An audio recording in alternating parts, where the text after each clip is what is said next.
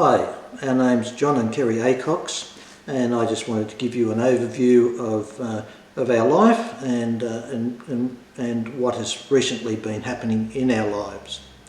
And I just want to start off with giving a bit of a testimony of my life.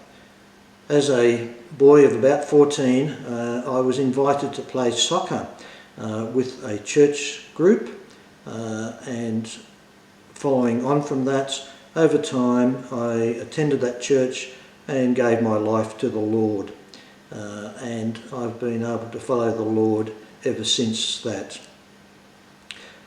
In the early part of last year I was feeling unwell, and after some doctor's appointments I received the diagnosis that I had pancreatic cancer, and which then led on to major surgery, where I was in hospital for 4 weeks for recovery, and then I had a period of recovery, and then followed on with 4 months of chemotherapy, and that has taken quite a big toll on my body, which I am now recovering from, and I'll talk more about that shortly.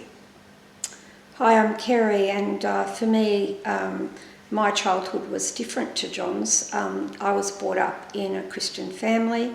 My parents loved and served the Lord, and I remember as a child being taught songs, Bible passages and Bible stories, but it was at the age of 13 that I decided to make the decision myself and to follow the Lord. And so for the past 47 years, John and I have served together in whatever area the Lord would want us to be. We also are blessed to have 2 children, Daniel and Lauren, and 4 grandchildren. In my working life, I had in excess of 30 years in banking, which covered all aspects of banking, including management. And when I left the bank, I took up a position which I had a few different positions in various schools as business managers, running the financial and property aspects of the schools. Both Kerry and I retired some 3 years ago, and we were fortunate to have a few years of overseas travel, and that was also planned for last year. However, COVID came along, and like everybody else, it greatly affected us. It certainly stopped our travel arrangements. Back to my medical position, and looking at the COVID situation, my doctor or surgeon has told me that in the event that we had been overseas when I became really unwell, the chances would be that I would not have been able to come back home, and the chances are I would not be here today to give this presentation to you. Surgery, well, the doctor, when she informed us of cancer, she herself is a Christian, and prior to leaving her surgery, she told us, or prayed with us, and sought the Lord's hand in what was ahead of us, and sought the Lord's guidance. We have been exceptionally blessed over the period of my ill health to have a very large support from people both locally and overseas. A big area of prayer, which has gone into our support, both me from a physical perspective and also for Kerry from her support as well. Surgery for me, as I said, was 4 weeks in hospital, and yes, they said it was major surgery.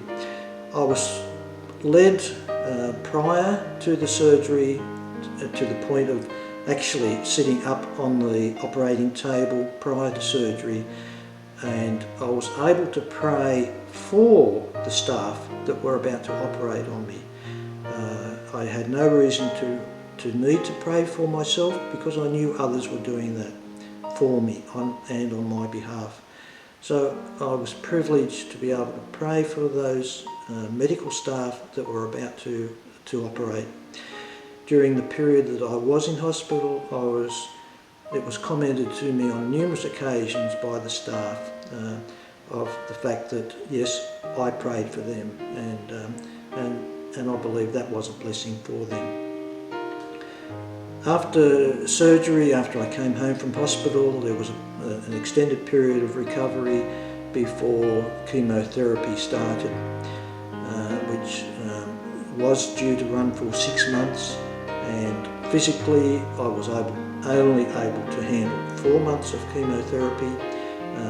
It was very demanding on my body physically. I was constantly feeling unwell, tired, lethargic. It's very hard to describe. Overall aspects of it, of the surgery and the chemotherapy, was for me the hardest aspect was emotional. It wasn't, whilst I was in hospital, I wasn't conscious that I was becoming depressed, and it wasn't until I actually came home from hospital, and the day that I came home from hospital, that I realised just how depressed I was and how emotionally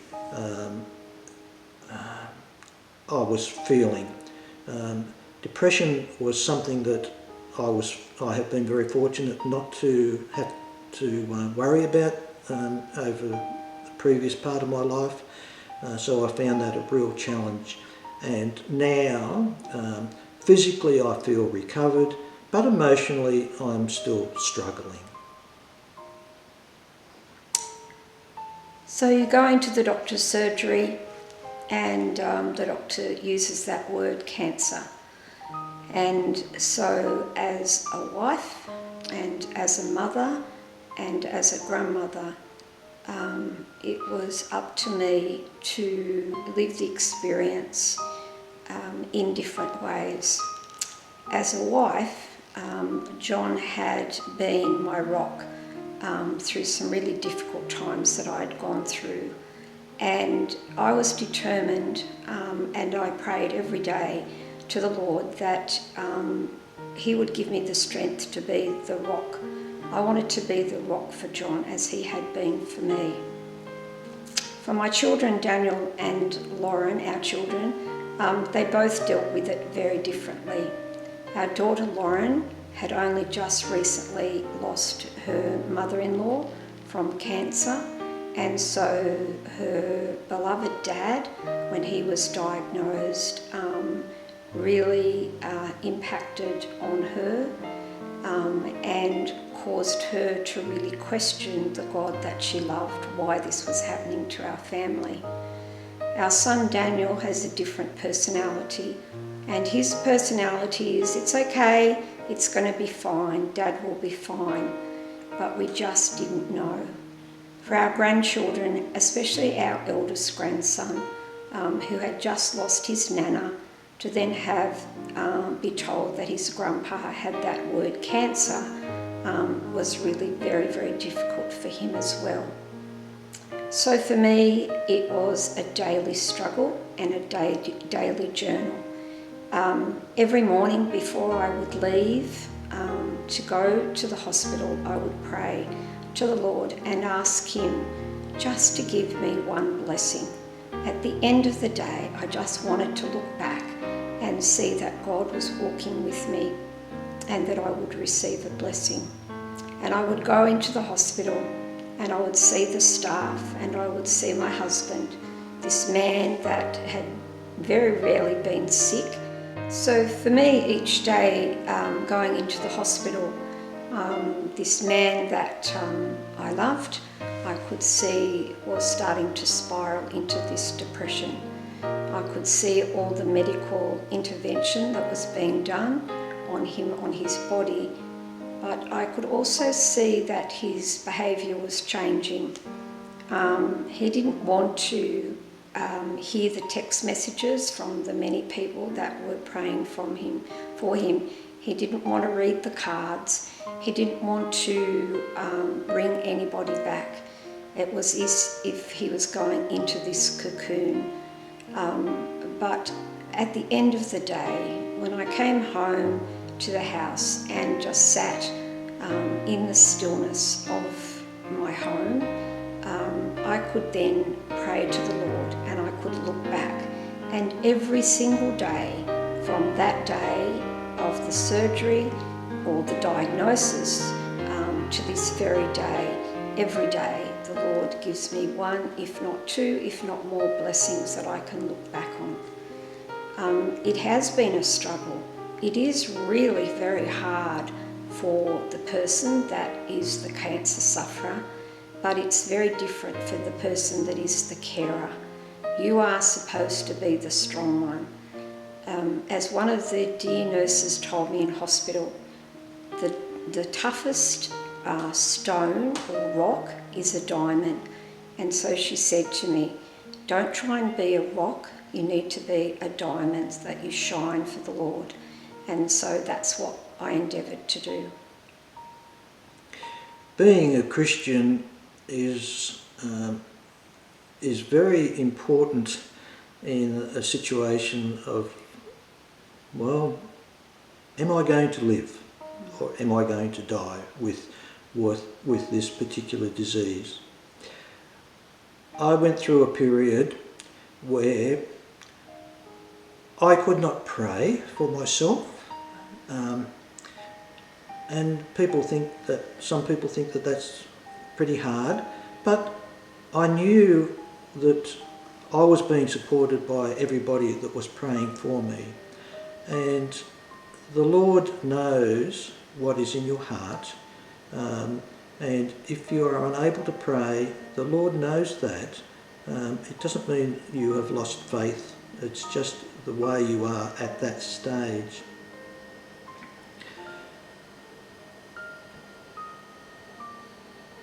Knowing that the Lord is with you is so important, and it cannot be overstated.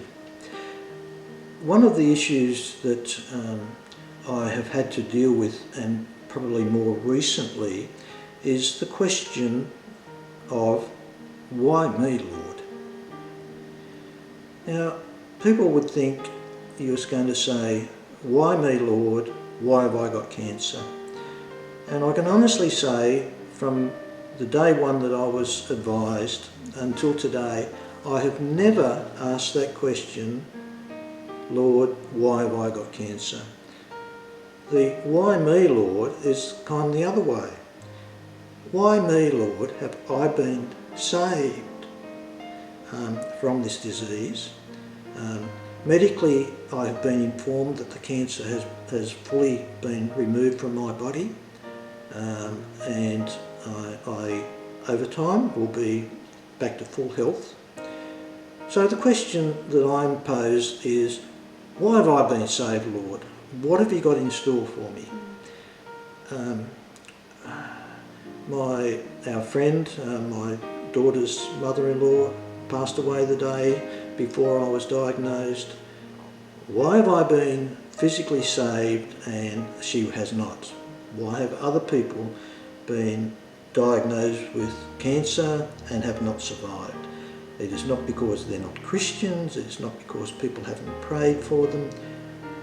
I don't know the answer, and I will not know the answer this side of eternity.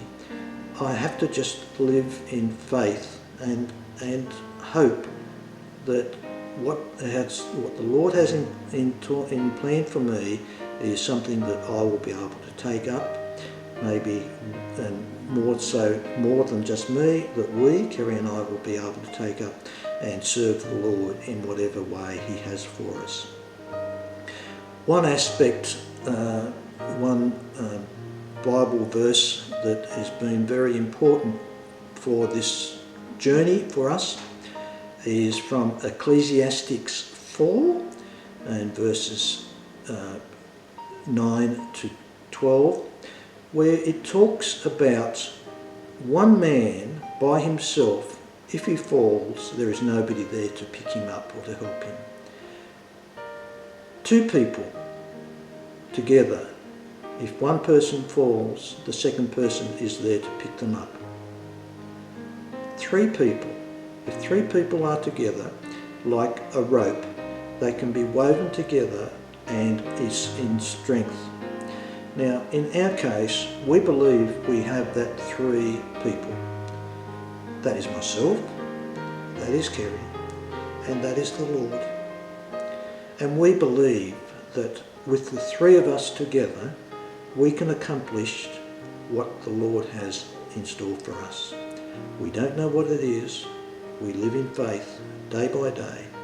And I trust that by you people seeing what we have just spoken about will encourage you in your faith journey to rely on the Lord, put your faith and your trust in the Lord.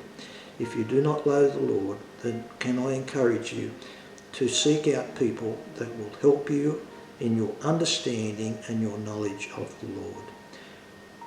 Can I just say, God bless you, and I trust that you will find peace and harmony in following the Lord Jesus Christ.